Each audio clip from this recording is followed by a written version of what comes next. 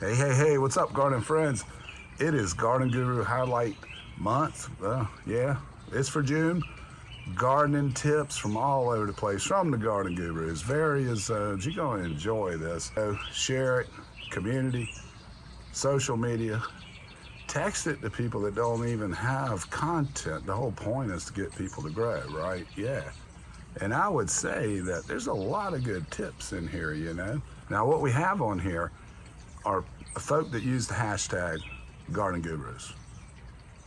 If you use that in June, you're on the show. If you used it and you're not on the show, leave me a comment down there in the description or send an email. Just don't go all dramatic on me. I mean, I'm trying here. I'm trying. All right, first we're going to head out west. Good stuff in here. This is Cindy at Cindy's Place, and I just came out to check my herb garden. This is my echinacea, which all these plants are perennial, and I am just so stoked because they all came up and they're going gangbusters this year. And this is my yarrow, and it's getting blooms on the top. And I noticed that some of the flowers are purple, little purple flowers, and the ones on this side are white. So I'm going to get different colors, which is really interesting. I didn't know they came in different colors, but look at this yarrow. It is really going crazy. I am so excited. Hello friends, Idaho Garden Girl here, and today is Friday the 3rd of June, and I am planting cucumbers. Now, I'm going to plant some of these cucumbers in tubs and buckets, and others I'm going to plant in my bed that I normally do. So anyway, let me just show you the varieties I'm sowing this year. Hey, by the way, every video you see in here is linked down in the description. So if you see something you're interested in, just go down there, click it, you can watch the whole video. Put a lot of time into making this, so. All right, now off to the Midwest. The most obvious thing we need to do when it's hot and dry outside is water. If you live in an area that's very dry, like Colorado or Arizona, you might have to water 2, maybe even 3 times a day just to keep water in the ground. But for other places, well, we may not be getting the rain that we would normally get. You know, how do we tell when we need to water the garden? Now, some plants, like these onions and sweet corn, they can soak up a lot of water. But plants like tomatoes, they like a very consistent level of moisture, and that also helps keep them from cracking and splitting. So one way we can check to see if the soil needs watering is to take our finger and just put it into the soil as far as we can and pull it out. Now, if your finger comes out dirty, that means there's some moisture down in that ground. But you can see in my finger, like the upper part here is dry. So we know that the surface here is drying out. And that makes sense because with the heat we've had, you know, that soil here at the very top is going to get the most sun and the most heat, and that's where the water is going to come out. And it looks like the garlic has a corn in there. It needs to be weeded. A little behind on the weeding. Here's my potatoes. They're starting to bloom. That's a good sign. Can't wait to see what we get out of there. This new little fella here is the cherry tomato. I got this one because I know Randy likes little cherry tomatoes, and that way he can have some. And I'm going to have to get a cage for it the next time that I go to the farm store because it's going to need it. All right, now we're going up. I had said it was going up to the great state of Canada, and then Beth reminded me that it's a country, and it's a commonwealth even. It's Queen Betty. Queen Betty, that's the queen. Queen Betty, sitting on her throne. She's eating caviar, I'm chewing on a small chicken bone. She's up there at her castle, and I'm getting by in my mobile home.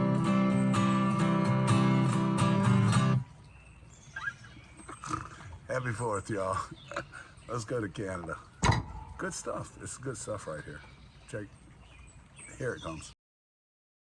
By planting it from seed, I feel it just hasn't matured into the beautiful plants that it does when I plant it from a seedling. It's bolting, and wait till you see what's happening in the other garden. So here's our beautiful garden all set up again this year. I've had a few challenges. Not gonna lie, a few challenges, mostly with the squash. Anyways, let's start with the bok choy I was telling you about. So I've just let it go because I sort of gave up on it. You can see the stems and stalks are not the beautiful bok choy that I'm used to. Now, I believe the entirety of this plant is still edible. I wanted to show you before I pull it out and salvage the leaves off it. I'm hoping it's not going to be too bitter. But yes, I will never ever grow bok choy from seed again without starting seedlings in the house. So one of the first steps that I like to do is I like to take off all of the bottom pieces.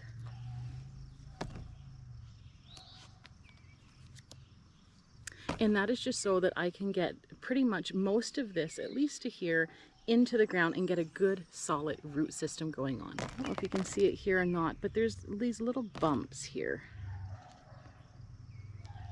All of those little bumps, it'll continue going up as far, basically as far as the next little branch of the tomato.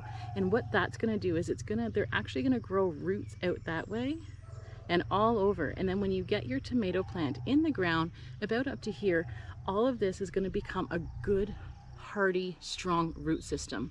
So when you get those days where you have bad weather, bad storms, windstorms, whatever, your tomato plant is going to be nice and sturdy in that ground and have a good solid root system to give you the best tomatoes that you have grown yet. Now, a lot of garden gurus aren't content creators, and primary one is Michael Marchione. So I made a little clip here, and please drop comments down there. He's a great gardener. He just doesn't post videos. Check this out.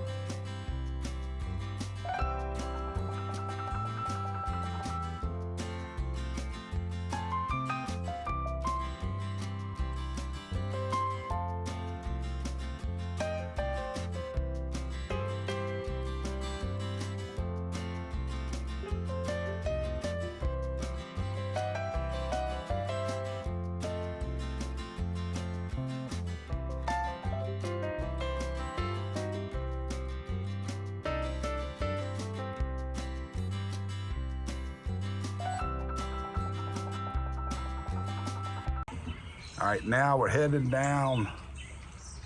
Well, no, we're still there. Let's check out the rest of the folk in the north. Okay, I'm out here this morning to harvest some oregano.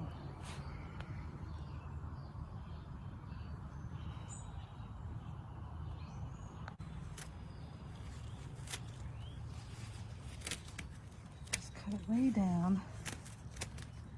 Just like the chives, they come back.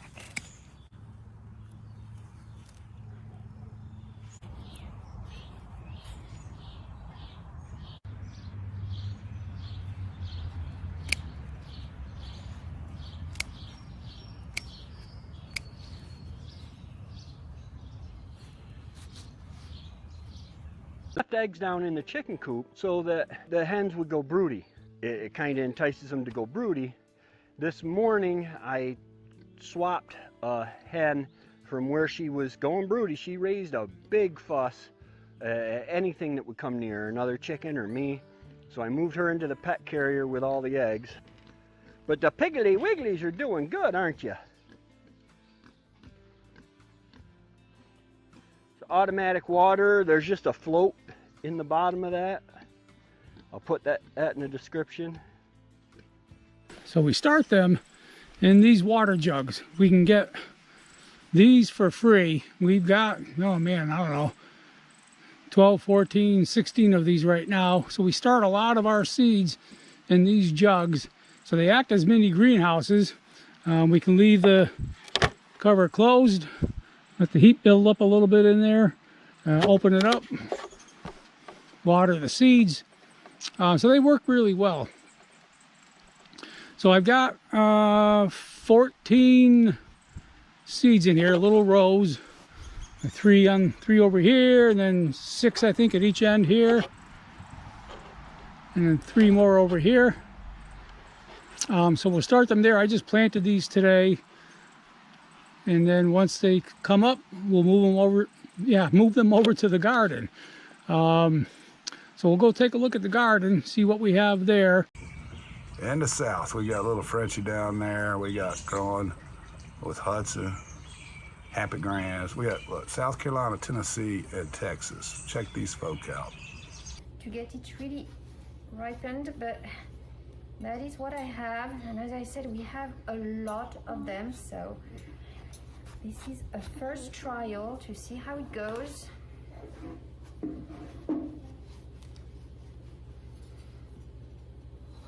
Hey, away from the knife, girls. I don't need you close at this point. Okay, I can see how that opens up here. Oh, wow! Nice. So here's the zucchini. Hold on, let mommy try here. Hey. Let me try. So what we want to do is we want to get the seeds here in the middle out, okay?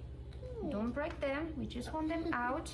It's got quite a bit of meat that we are going to have to remove, but you do have some good seeds. Humidity, especially if the leaves or the foliage is wet during the nighttime hours. But here in South Carolina, our summers get very hot. Even at the end of May, at the beginning of the summer in June, it could get very hot and very, very humid. And I was watering these in the evenings, which was not good, because it definitely meant that water was going to sit on those leaves possibly overnight and not have the opportunity to dry out. We also had some pretty rainy weeks during our spring and beginning of the summer, which made it even more of a wet environment and a very humid environment. So that's probably a contributing factor to this fungus happening with my beets. But for the most part, they done died off. Oh, I see some worms.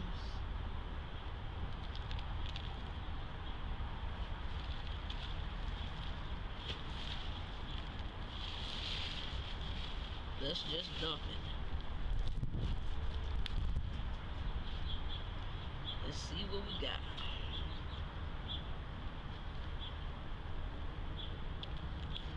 Medium.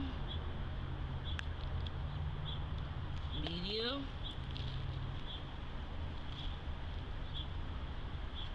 Okay. In my favorite club, well, I'm in the club, so I shouldn't even be saying that. Anyway, here comes North Carolina. Turn the camera around and we'll get started. Let's look at some figs. This is my Celeste that I just did the video on. It's popping out a lot of figs this year. Looks like we're gonna have a good year. The Celeste does drop all the brevas. I mean, I think I might have one breva, but the tree was covered with breva, and that's sort of a trademark of Celeste, that it drops all the breva. I think I had a breva on my tour. I had one, and maybe that last one even dropped off. Probably did. But tons and tons of figs on here. Now next up on the list is a cucurbit. In my opinion, they're pretty much basically easy to grow, but as far as in the cucurbit family, Cucumbers and squash are our two easiest that we have found through almost any zone. We did choose cucumbers over squash because of the squash bugs and some of the things that they attract with the yellow color. Squash to me just seems to be a little bit more picky than the cukes are. We have both planted in Alpha Garden. They're small plants. I will show you what they look like. They are planted on drip tape. They're not so much a set it and forget it crop. They need the proper amendments before, and you can pretty much get away with watering these things all summer long as far as cucurbits go. In my opinion, cucumbers, almost anybody can just toss some seed out in the ground. Cucumbers are crazy prolific. They love to grow. They love to produce. Pretty much don't have to do anything to them. Once you pre-fertilize your soil, make sure you give them good water. If you want to go organic, do something like Nature Safe 855. Wish I had a bigger colander. Actually, I do. It's outside though, in the garden one. It's alright, we'll just do this in batches.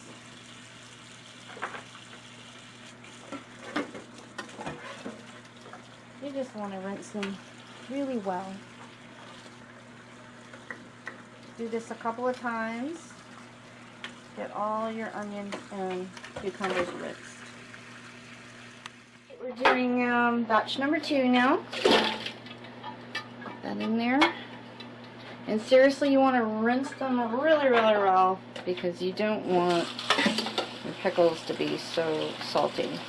I actually ate a cucumber like this just to test it to see how it tasted.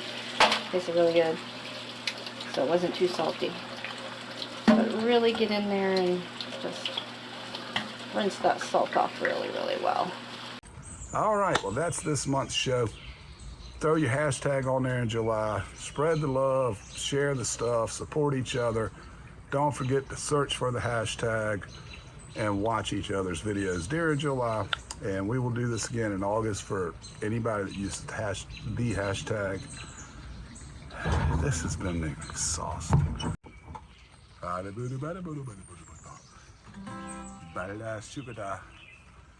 2, 1, 3, 2, 1, 3, 2, 1. 3, 2, 1. I wonder if I can do this in one take.